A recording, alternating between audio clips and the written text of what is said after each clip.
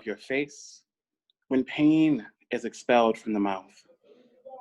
In all your effort to not break me, you do just that. Reminds me of the saying, every step you take from your destiny only propels you toward it.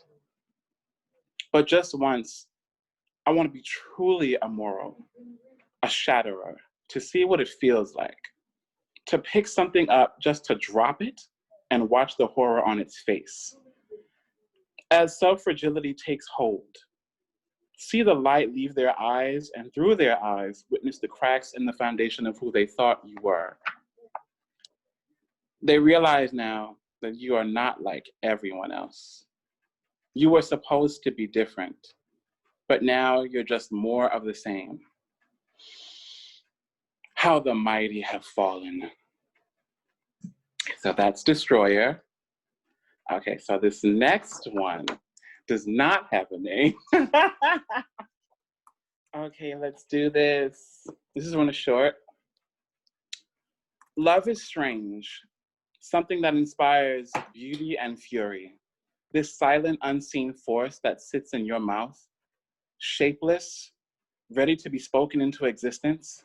The next godly action, your own personal Big Bang. Imagine your love is the beginning of someone's universe. We will dance on graves and shatter glass, cast stones and spells, because it is the power of 300 years of involuntary servitude, 3/5 of humanity, Jim Crow, Reconstruction, and bad leadership.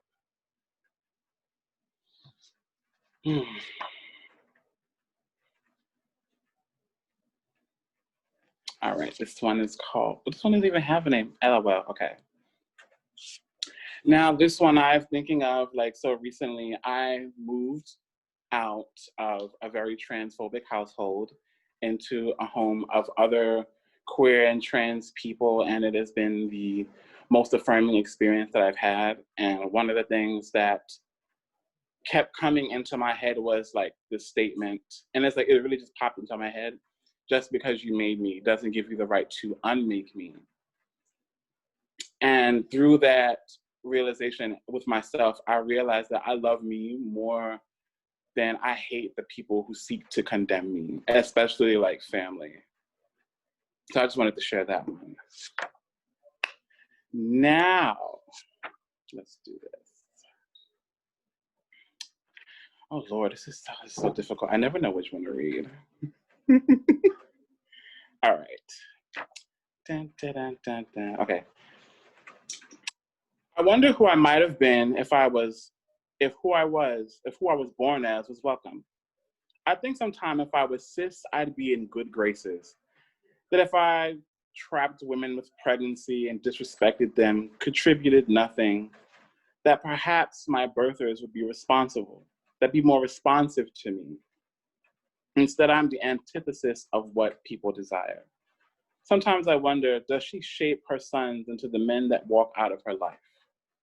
The pathology is doing a number on the diaspora. This next one is called Your Healing.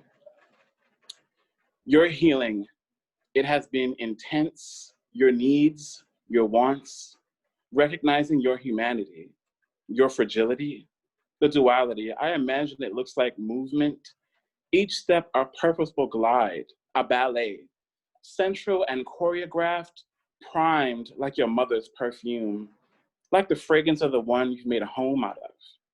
Feels like the pull of big words and even bigger arms. Looks like your brace, like your spine unfurled, like a flood, like a fire. Neither of which cares for your bias or your whims, because the truth doesn't care about your opinions. When life as an act of defiance, when life is an act of defiance, when it shouldn't be. I'm not simply roving, navigating a world that pretends those like me are some new phenomena. We've been here for millennia, woven into your songs, your meals, your performance, an everlasting people. They will have to swallow the hatred simply because we continue, because that is our birthright. Hmm.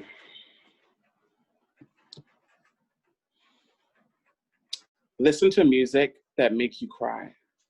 Things that speak to the broken part of you. Sacred chords and rhythms that force you to acknowledge you are not fine. Break chains, speak intentionally, be honest with others and yourself, and most importantly, save your words. And I low-key find myself without words often, so. Oh my God, where's the next one? Dun, da, da, da. Okay. Tall Sarah Bartman hips, immortal eyes, made of a delicate balance of Sade, Jill Scott, and Jay-Z. Arms adorned, sinew and bone, covered in lightning. Are stretch marks not just places where lightning enters and rests in the body? A special relationship with darkness, death, a natural born alchemist. Are trans people not natural shapeshifters? Modern day shapeshifters.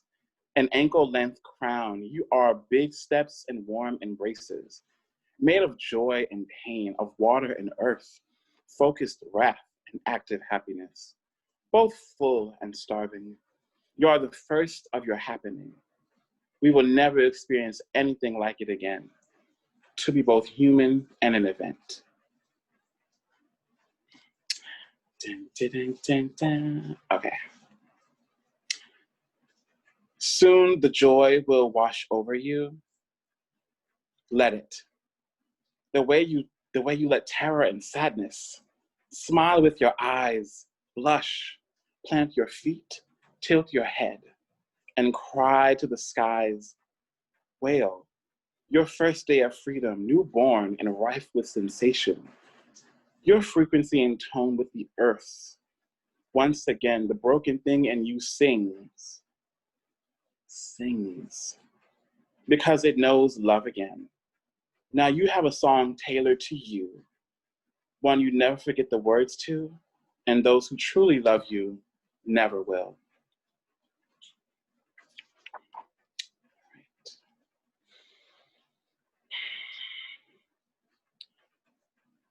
My transition is mine. This ain't for you. I do not take spironolactone and estradiol every day for you. I don't carefully, painstakingly choose my armor for you. This is for me, mine, soft and feminine, and a thug, a great many things all at once. It's not a stretch when I declare myself. I'm self-made. I am literally, quite literally, building myself from the ground up. Custom, every dimension, every smile, a sermon, every step, a masquerade, every act intentional. I don't consider plastic surgery for you. My existence can never be defined because thoughts and laws of petty little men don't make me. I am mine before anyone else's. The deep voice you've been taught to hate on a woman. The long hair you believe Black girls shouldn't grow or couldn't grow. The Black you wish would crack the full lips, weathered, hide, and spreading nose. This has never been for you. I didn't choose my name, my birthright for you. Petitioned in court, published in papers, and swift countless documents for you. This is for me. This is me reclaiming what was missing. This is me putting my words in your mouth, my own respect.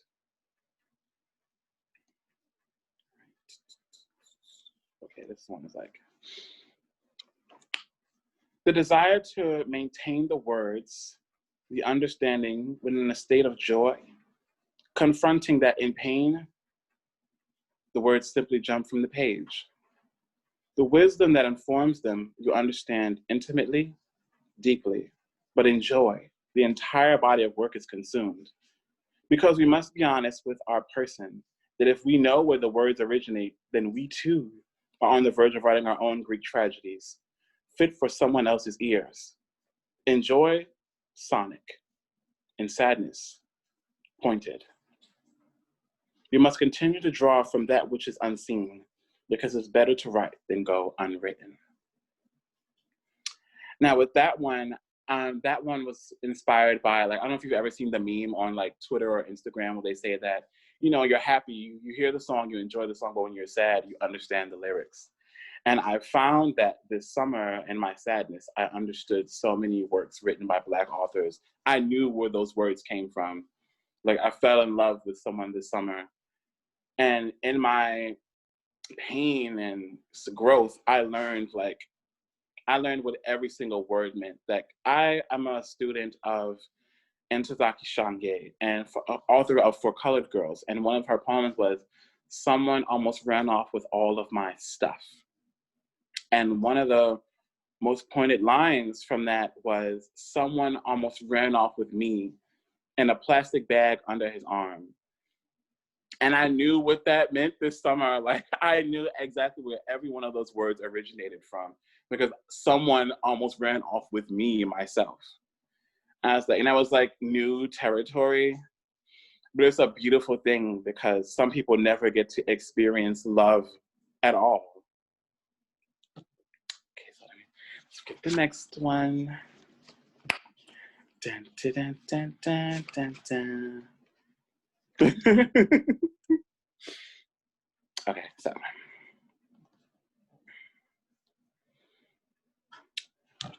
we're never really something. We experience things. We experience sadness. We experience joy. We experience rage. Look in the mirror and ask yourself, who the fuck do you think I am? I'm not who you think I am. I'm not a fighter. I'm a self-defender. I'm the wolf with some sheep's clothing, depending on the day.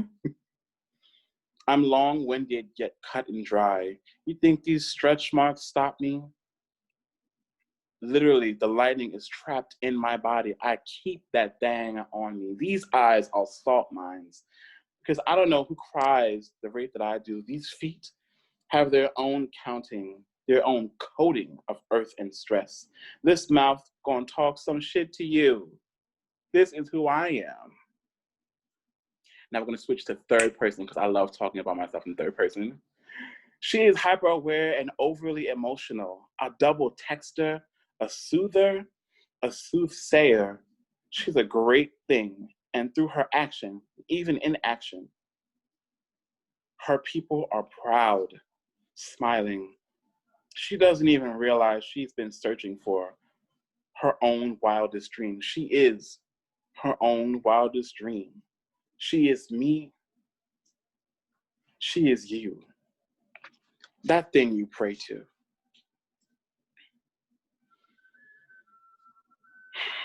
Okay, so that was that one. Okay. Born in water and unable to breathe, from one realm to the next, planes of existence, each birth and imprint a new point of view.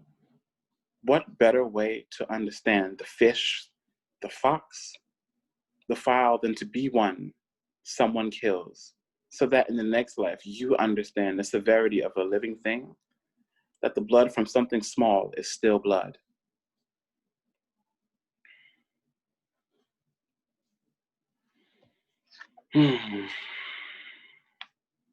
Sometimes you gotta lose it to find it. Sometimes the love will overwhelm the discomfort. This is the one. This is certainly one of those times. For the first time, you won't cry in the presence of your would-be destroyer. Slowly but surely, you're being made over. The first thoughts not to cry, but to run, to build. Something that belongs to you, your own. I'm gonna do my last one, because yeah, it gets really dark at this point.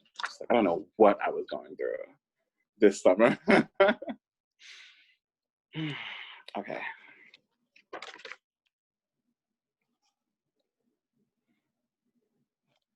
Dun, dun, dun, dun.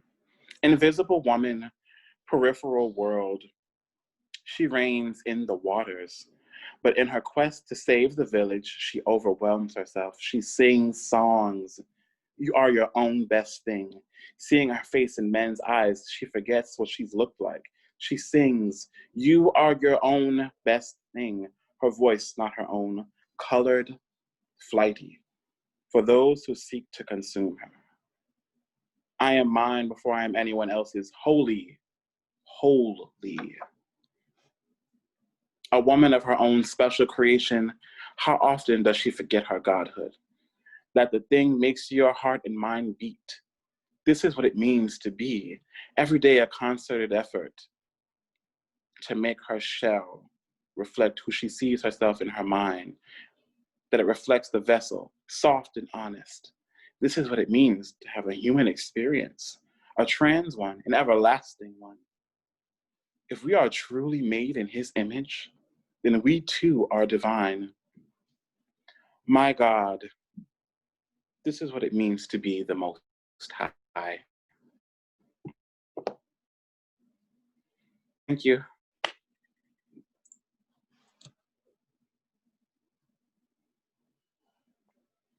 Wow. Just gonna wait. People are putting in the chat all the thanks, so I want to give some space for that.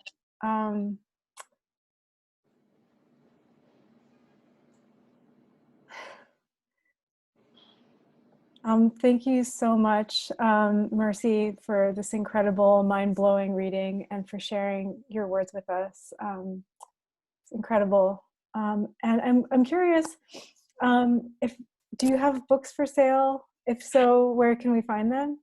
I don't. This is all written in my journal. This is the first time I journaled since I was really a child. This summer I was really overwhelmed, and I felt like I needed to get the thoughts out of my head and on paper. And so I bought this journal from a very bad website, Amazon, and it came the next day. And so I've been writing nonstop ever since. And it's that's my thing. Anytime something comes up and I feel like I can't speak, I write. It never occurred to me do a book or anything Well, thank you so much for blessing us with these words, and I hope that someday there is one that if you want there to be, I would love to personally see it. And I'm seeing in the chat people as well saying the same. So I wanted to mention, I forgot to mention before we started that this is recording. If you don't want to be recorded, have your video off. I see that a lot of people have their video off already. And I believe, Wo, did you want to encourage people who want to join with their video to join with their video? Yeah, totally. I find it really comforting and rewarding to see people react to the work. I think reading online is really challenging. I mean, Mercy, you did such an amazing job. You're so smooth about it, but I just get so nervous because I'm just talking to my screen, Thank you. I have all these friends popping up. Hi. Hello, everyone's so brave with their bedrooms. I love it. So I want to say thank you once more to Mercy, and I'm going to put her Venmo in the chat so we can show our appreciation, our love, our gratitude through, among other things, Venmo. And I'd love to introduce Wo Chan, our next reader.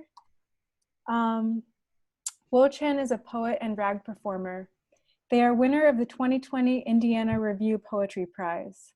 Their chaplet, Order of the World, Mom, was published by Belladonna in 2016. Wo's poems appear in Poetry, Mass Review, No Tokens, The Margin, and are anthologized in Vinegar and Char, Go Home, and Bettering American Poetry. As a standing member of the Brooklyn-based drag/burlesque collective Switch and Play, Wo has performed at the Whitney Museum of American Art, MoMA PS1, Joe's Pub, National Sawdust, New York Live Arts, and Bam Fisher. Wo was born in Macau, China, and currently lives in New York. Find them at The Illustrious Pearl on Instagram, and I'm going to put both their Instagram and their Venmo in the chat. Oh, oops, I need to post Mercy's again real quick because I accidentally sent it to her only. So I'm gonna put Mercy's in the chat, and then I'm gonna put Woe's Venmo and Instagram just below. Thank you so much. I have like online readings are so interesting for me because I have like a bunch of papers in front of me, and then I have a bunch of like screens open trying to find like where everything is. But it's nice. I haven't seen so many people at once for months now. Thank you so much, Iris, for organizing this chance for people to get together. I know it's not quite the same. And also this chance for me to like do work. You know, I think like a lot of people, I've lost a lot of work. So I'm just really happy and excited and grateful to like share my work. And I even like wrote a new poem because this is about fashion. So I'm like, oh, I need to write about clothing. I took this very literally. Okay, I went through, I like control F'd like my writing and was like searching for articles of clothing that I might have written about. So you're gonna get the result of some of that. Yeah, I'm happy to see everyone here. Oh, and thank you for putting the handles and the links and the Instagrams up and the Venmos up as well. It's always appreciated. I don't have a book, but that's what I'm going to take this year to work on. It's been way too long, and I need to stop procrastinating. But I'm going to be nice to myself, and I'm going to be kind to myself, and I'm going to work hard on my first book. So excited to share parts of it with you all today, though. Let's see. What else do I need to say? Oh, let me put my phone on airplane mode. It keeps buzzing. Okay. Yeah. I love, Mercy, when you were talking about the third person. You know, I love the she that comes in. It's just so refreshing to hear that. And sometimes I refer to a she in my work as well. And when I was in school, my professors would be like, who is this she? You know, and they'd be looking at me, right? They'd be like, who is this she? And it's like so hard to explain to her, like, well, she is like the fantasy, like it's me, like in like, you know, in this way. And but anyways, so happy to hear that in the world. People like you more than you think. No wrong falls dirt on the ass-planted pasta sauce, squat, kinky, mid-Broadway, starching scritch-scratched Zuquettes yodel plentitude in their Trader Joyful cooler bag, strapped in street-picked blue. Oh, she thinks it's autumn in her unstoned tracksuit. She commutes long distances, dinner with her analyst Flatbush friend, a butternut dildo squash. She wears vertical houndstooth, slices vertical Akira Kira plus Zook. This conversation on mothers is not going well. Freewheeling, they do not heal fast enough. She doesn't call. She's hung up on some, if not, oh, definitely the same childhood. She misses the thickness. She admits life, clenching, is her own genius so angry it snags the oil-slicked cradle of fish unblinking. That casts a shade of blue Tyvek, flags laid lidding the ground zero site of all feelings, begs for belief. The night softens its eyes on the unionized forest. The water unbraids itself, clear and limp. I love my neoclassical marbled eye rounds. I love this body made of bones, aluminium, the rubber of old doorstops. I have wanted to not exist, and I have wanted to be her. I have wanted some epic use for my excellent enjambed body. I want the water to soften on the unionized forest. I want the clear night to limp into my eyes.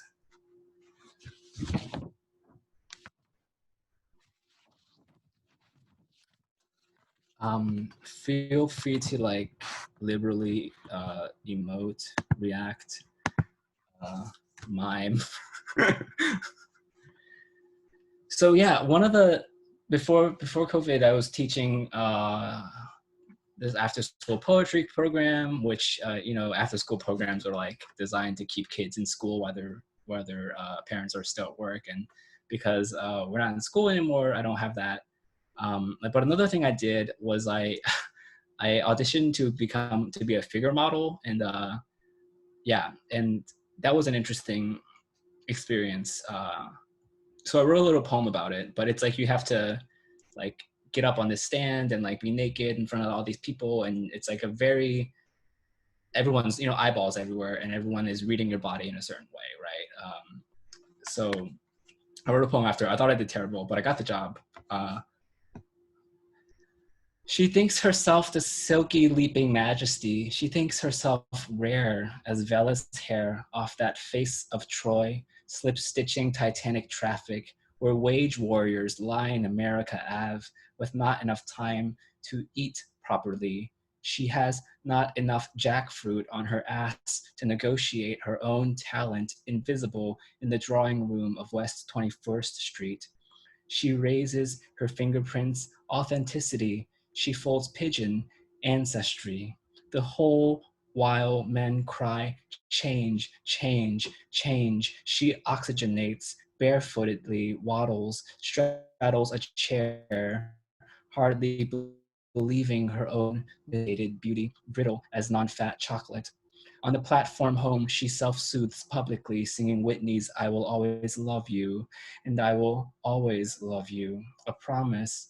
I promise that when I say she, I reference that divinity in me is faultless. The singing has always been flawless.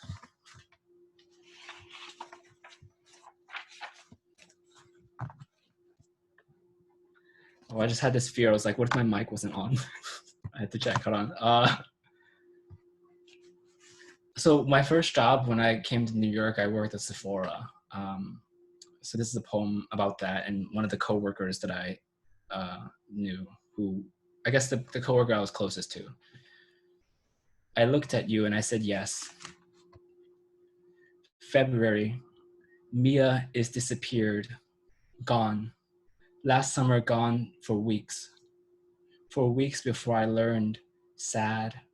In Austin, the same aching weather, aching face, klutzy spread seagull dead is no Florida flatness. It's infinity minus n does not interest anymore. By Google, my eyelashes scrape the clouds, no tears, unanchored. Mia, who is Lumi, is Miyahana. I knew her, younger than me, is forever 14th or 16th Street after our Sephora work shifts would conspire, vent by window front chicken and rice steam tables, how to get ours. A raise, more gratis, scheduling that wasn't fucked up. At Flatiron, we scammed, mugged, sold beauty. We were trans, the only ones. 2014, even before I knew, radiant orchid, our faces became the center of our lives, became even-toned, evenly thick-winged. You could sell eyeliner to a cat. I could sell lipstick to Play-Doh. On the floor together, we doubled semblances, kissers twinned in the glass, doubled everything but sales. We said, fuck that, fuck Louise, fuck Josh, Jason, the no talent new manager hired from outside. Her concealer looks bad, orange, thick. What does she know that we don't? When will they recognize young artistry, kikiing at Starbucks days after I'm rung through Black Friday, 34th Street, my skin and mind heavy as dark wet canvas? What do they know that we don't? Swapping my gratis with you, coming alive. You love each plum-pressed powder more than I ever, Mia. Your mouth went wide, eyes, they live for Lancome. Marc Jacobs, the rare Dior. I said, here, have the mascara. I don't need it. Too fancy for Clinique. Complaining big-mouthed each time she gets her frappe remade. Free. I'm not embarrassed. I'm impressed. Though once, by union, the man asked for change, you sang back Britney's Better Work Bitch. Then I was embarrassed, scared as we ran from his shouting, fuming after us. I'm not embarrassed, I'm sorry, Lumi. I don't know how to write a poem like this. I wanted to do a good job. I worked there for months before you arrived. beelining when you stepped in, dressed in black polo on lunch break.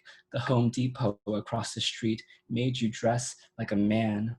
They gave you 30 minutes to eat and paid you $9 to the hour. I knew you were a faggot, so I went straight to you, you later told me, cackling as we cleaned our brushes back room. That first time we spoke, no bullshit on primers or liners. Is it okay for someone like me here? Can I be okay here? You asked me then, you demanded.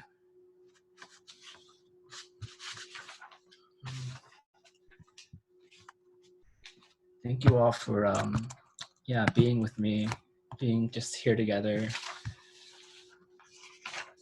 It's always like kind of rough to read that poem.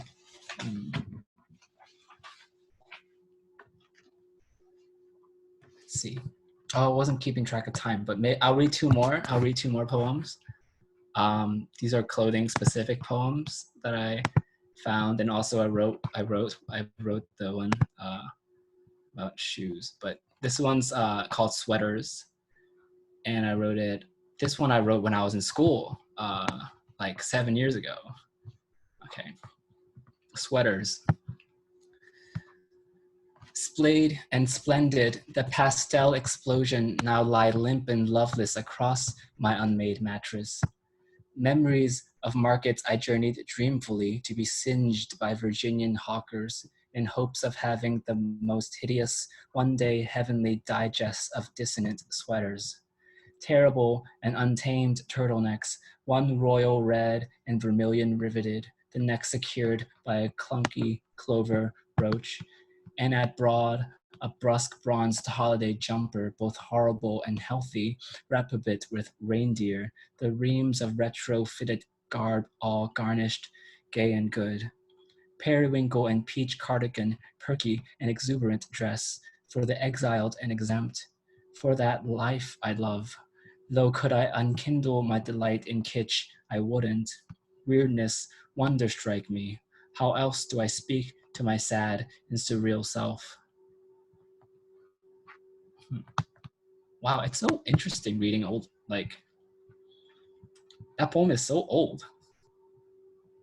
It's really weird. It's really weird because, like, to me, when I read it, I'm just like, huh, it's too neat. It needs to be messier. So, but that's how I feel. And now this is a poem, another poem. My last poem, I guess, I'm gonna read. I wrote this yesterday, and it's called The Shoes, and it's about shoes, and it's in a similar style. But the shoes, I guess it's about, so my parents, I grew up in a restaurant. My parents owned the restaurant, and at the end of the workday, we would all come home. And I have a pretty big family, and we all worked at the restaurant. And on top of that, like, my uncle worked there, and like my cousin, another cousin from worked there. So we ended up having like 13 people in a house, and we'd all take off our shoes at the doorway, and there'd be like freaking like 50 shoes just like right in front of the door. And I was always I've been thinking about those shoes for a while and trying to figure out like what that was like, like all that heat coming off the shoes after working for like 12 hours and stuff, like just like I don't know, just like the stories that entails. So this is The Shoes. Let me see if I can, it's just like on a Google Doc. The Shoes. Fridays, I loved the non-slip foot stuff, pure hubbub, bulk bought and trucked from pigeon-paged catalogs, whose dorsal dun made gravel tones sluice down the miniature foyer of my Maury Street childhood home. Each distinct starry carload of cousins, my brother's ostinato, three-post ambling scramble from Toyota, crashed through the door in running monologue.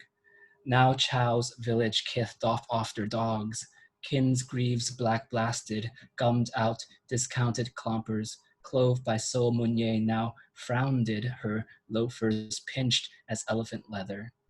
Nearish midnight, the mystery whiff of cheap licorice and steeped beef in nut grease. Cabbage, that Babylon of Napa, abluted underfoot. Black seasoning, black season when my uncle his visa goes undone, unchildren's him weeping in sheets. My bodybuilder brother Ivan, Russian name reclaimed from C-drama series, Seized, wears no Jordans, has cornrows, desires destiny as mutable. He's cute, the one that girls want, and it's reciprocal. It's illicit, beyond touch. My aunt cries salt, the salted earth sheds dust, the dusted moon. Human hooves journey in circular warm rooms. Dishwasher surge creases his preteen face steamed. Other brother, named Happiness, never learns to read. Half supported, tad orphaned, we sprung our tough roughage. I bore bark and bunion, fruited my inscrutable rage. Those lang syne light ups, bygone Velcro and violet aglet dance in absentia. This smallness, soul saddles the sad kid, knows the animal smell of which cradles these days reversed, and the late patter of heaven made to labor on plain earth. That's me. Thank you all. Oh, I'm sweaty. So, Wow. thank you all so much. Thank you so much. I want to give more space. Everybody put in the chat. Put your words in the chat. I just want to thank you so much for sharing your incredible, beautiful words. Thank you. I loved seeing everyone's smiling faces. So I'm gonna put your Instagram. I'm gonna put Wo's Instagram and Venmo in the chat as well. And let's show our appreciation for their stunning work in among many ways through Venmo as well. And I'm going to introduce Iris. Iris McLuhan, they, them, is a trans artist and writer in New York City. Their practice spans text, performance, and image making to explore the queer body, its physical and discursive constructions and expansive potential. Performances have been presented in New York City, Jack Catch Series, Ars Nova, Philadelphia, Institute of Contemporary Art, the Barnes Foundation, Philadelphia Contemporary Fringe Arts, Vox Populi, Chicago at Acre Projects, Detroit Public Pool, Los Angeles, Pure O, and elsewhere. Iris was the winner of the 2018 Stanley Kunitz Memorial Prize from the American Poetry Review. They are the author of 2 chapbooks, No Harbor, 2014 L+S Press, and Triptych, 2020 Gray and Ghost. Their poetry has appeared or is forthcoming in American Poetry Review, Jubilat, Juked, and Decomp, among others. And I'm going to put their website, Instagram, and Venmo in the chat. And thank Wo Chen again for sharing as I hand it off to Iris. Thank you, everyone, for being here. I want to say thanks to Mercy and Wo. I really admire both of your work, and I'm so glad to be sharing this evening. And thanks also to James and to the rest of the Nobody's Fashion Week team for intrepidly, and I think quite successfully, moving this exhibition into a digital space. What you said about needing to gather, I feel that. And while this isn't quite the same, I do appreciate being here with everyone tonight. So I am going to do something that is maybe a little more active, as my obviously like unedited braggadocious bio stated. I also do a lot of performance work, and I have been over the past few months like kind of grappling a lot with how much I miss it. And so I was kind of struck. Suddenly I was very excited to take this opportunity and like sort of experiment with the Zoom format.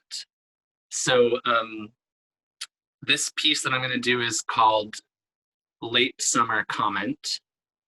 And yeah, I think that's all I'll say about it.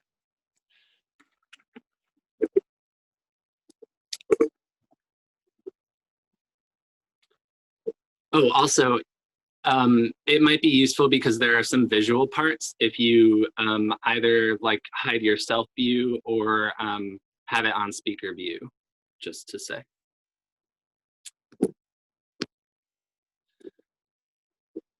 Late summer comment.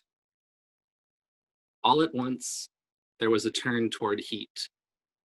I fled the city of language for the city of images.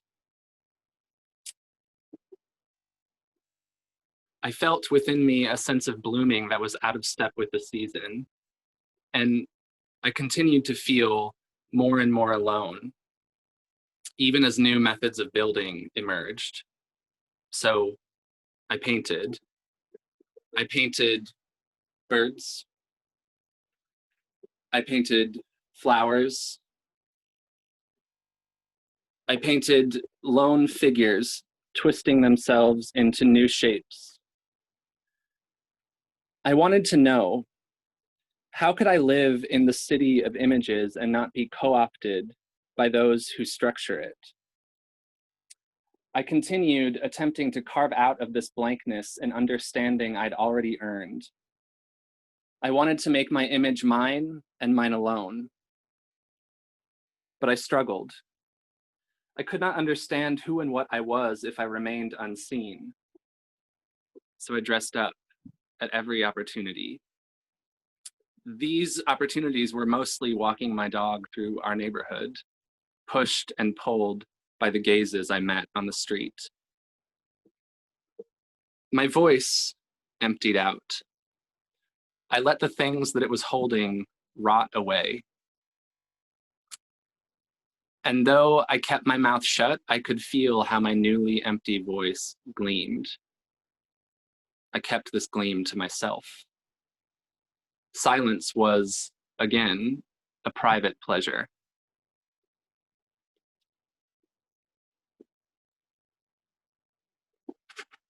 A kind of storm had been happening, persisting. This storm was large, too large to see the end of.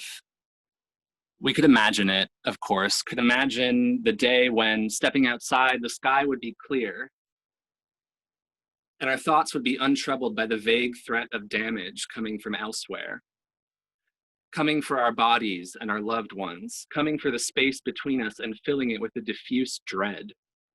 We knew it was possible, technically, that the storm could end soon, but as it persisted, this possibility took on an increasingly fantastic set of colors in our imagination. When the storm ended, what would the world look like? Trees would be radiant, their green pushed outside the familiar spectrum into something holy. The ground would be an exquisite mosaic, red, brown, and ochre, displayed with a precision that would make us feel that all our suffering and loss had been worth something.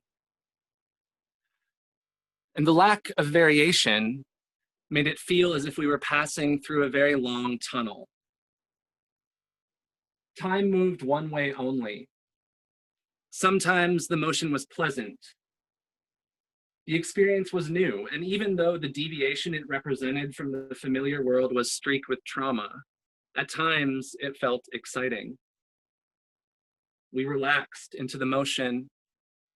We learned to compensate for it, became quicker to forgive ourselves and each other, better able to be tender with our wounds.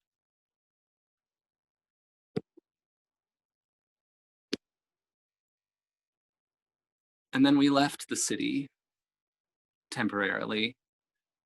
Before, this would have felt more complicated, like an opting out of our lives, but now it felt as if our lives had opted out of themselves, abandoning the familiar conformations we expected to find them in and leaving only an outline. So we took advantage of the possibilities for diffusion allowed to us and went elsewhere. After leaving the city, we could see more clearly the system that structured it. Sometimes The system performed as designed. Sometimes the system performed abominably. I had been living for so long on the surface of my life that I didn't care to notice how often these were the same thing. I liked the sunlight, the ease. I liked tuning my hearing to 50 feet above the ground. When we arrived elsewhere, I saw the cottage where we would stay, a small house on the edge of a meadow. It was empty for the moment, but then from somewhere inside it, a fistful of piano notes, even though the cottage contained no piano. The notes moved, ant-like, over the landscape of the meadow. They threatened to resolve into a kind of song, unfamiliar. Blue curtains at the kitchen window riffled softly in the breeze. The breeze and the sound were connected, and they had a kind of romance that I knew was evil. I tried to renounce it, but I couldn't disturb the silence. It remained pleasurable in its way. I considered pleasure, what must be obscured to make it palatable. I considered power, how it attempts to obscure pleasure always. A wind moved through the tall grass where I stood, and I felt simultaneity settle upon me. But I kept some of my attention in reserve. I wanted to feast upon this reserve, to celebrate the moment with the kind of gratitude that leaves the cupboards completely bare. The kind of gratitude that sends out for more and then invites those who bring it to join, even though they are strangers. If I am a stranger to myself, and I am, almost all the time, I want to care for that strangeness like I've known it all my life. Then it is August, the beginning of late summer at this latitude. Monarchs appear intermittently, coasting and diving between the large stalks of milkweed that dot the meadow. Last week, the neighbor mounted his riding mower and leveled the entire field. When he finished, I ran out to inspect the milkweed leaves for butterfly eggs. I found none. A puzzling sign, pitched somewhere between symbol of death avoided and life never begun. What would I do if given only one season? What will I do with only one season left? Meanwhile, we go to far-flung antique stores. We are searching for small bowls, vases with necks wide enough for a single flower. We are looking for things to hold our specificities, exalt them. To hold something apart makes it easier to appreciate. But then I didn't want anymore to merely appreciate what I was feeling, and so I broke myself open by force. I thought about unsurveilled pleasure, unsurveilled beauty. For me, pleasure always requires surveillance. I wish this were different. I think about secret histories bearing marks of the feminine. I think about carrying these histories, which are pleasure, around with me in my little purse.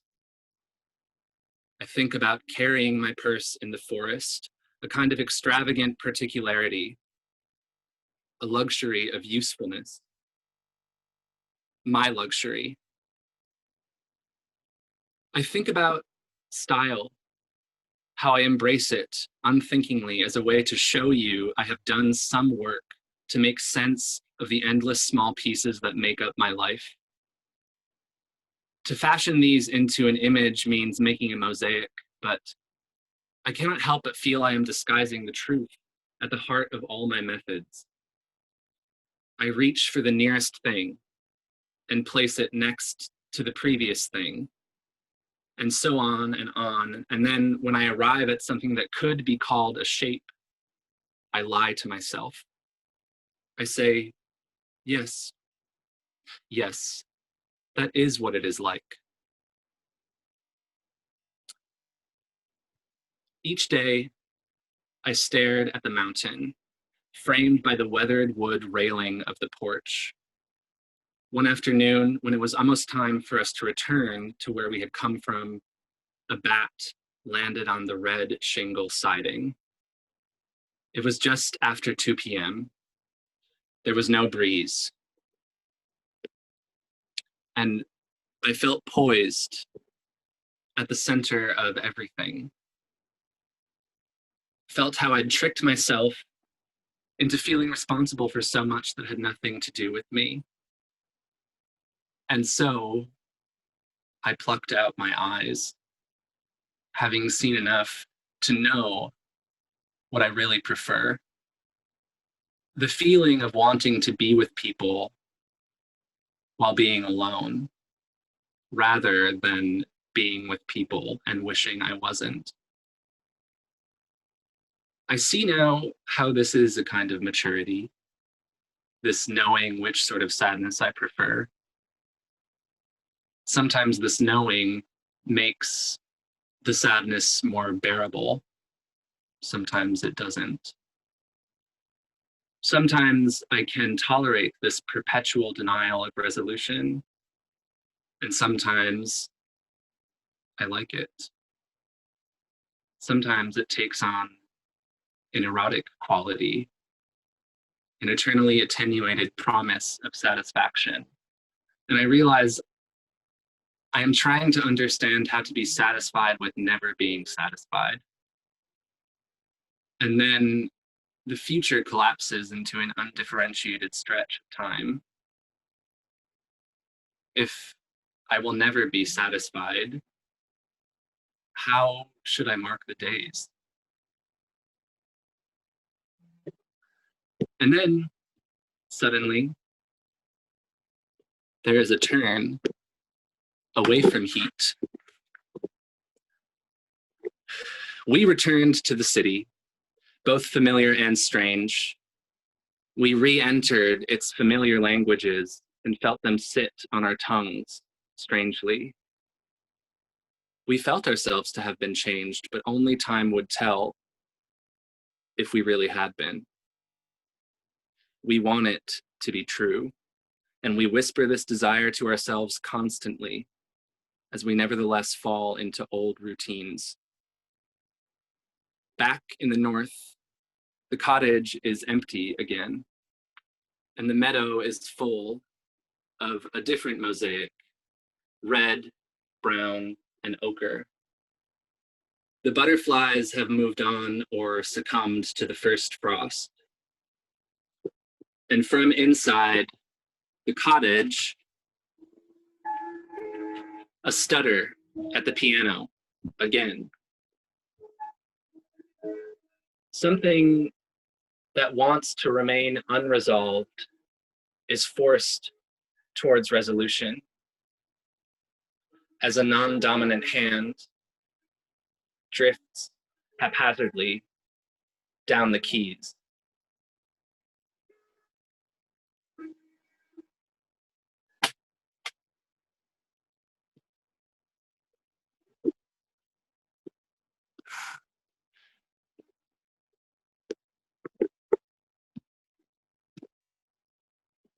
Oh my God, it's not.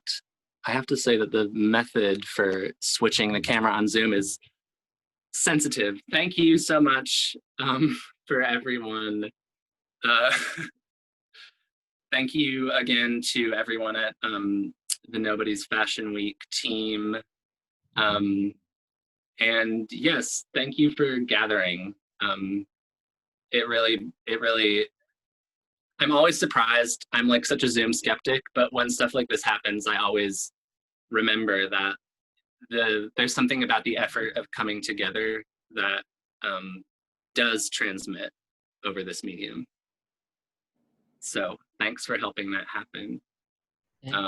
Ooh, That was amazing. Like, that was a journey. It was beautiful. Thank you. I guess that concludes the program that was planned, but if people want to turn on their mics and say hi or something, I support that.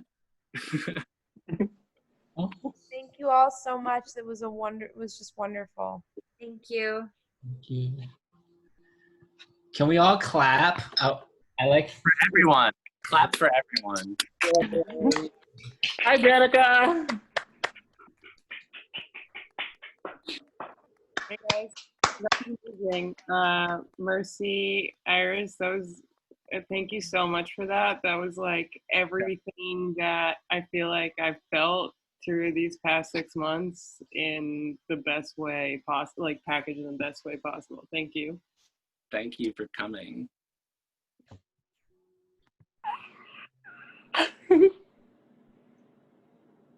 Looking at all the faces.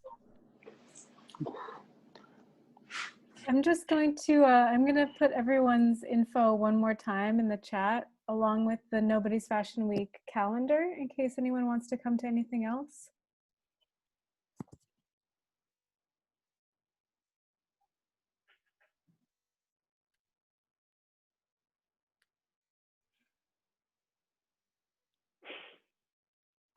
Well, I'm very sweaty too, also.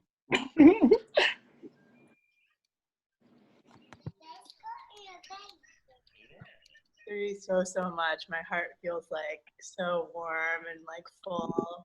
And I know these gatherings aren't the same as real life, but I do feel like I can feel such your generous energy like radiating through the screen, and I really appreciate you all sharing with us tonight.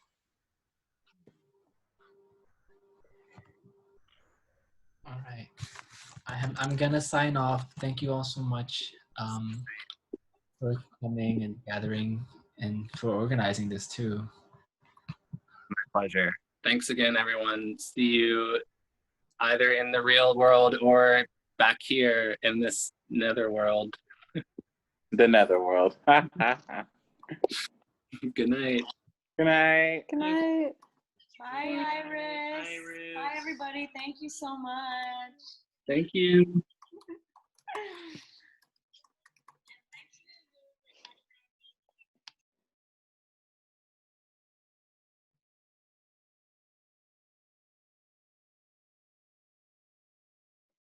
Lexi and Verena, I'll stay on if you want.